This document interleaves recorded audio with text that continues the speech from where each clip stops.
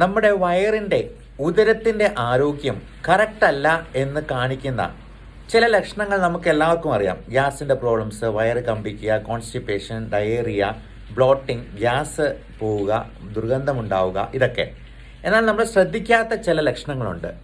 നമുക്ക് ഭയങ്കരമായ mental stress ഉണ്ടാവുക, ടെൻഷൻ ഉണ്ടാവുക, ഉറക്കം ശരിയാകാതെ പോവുക, ഭയങ്കരമായ ക്ഷീണം തോന്നുക, അതേപോലെ സ്കിന്നിൽ ഉണ്ടാകുന്ന ചൊറിച്ചിൽ അലർജി പ്രശ്നങ്ങളാണ് എന്ന് ധരിക്കുന്ന പലതും ഫുഡ് ഇൻടോളറൻസ് ആയിരിക്കും. ഫുഡിൻ്റെ തന്നെ ഒരു അലർജി എന്ന് വേണമെങ്കിൽ അതിനെ പറയാം.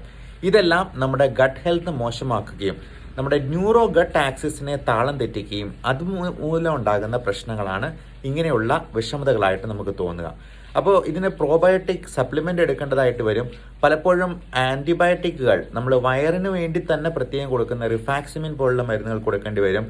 6 മാസത്തിലൊരിക്കലെങ്കിലും ആൽബൻഡസോൾ പോലുള്ള ഡീവേമിംഗ് മരുന്ന് കുടുംബത്തിൽ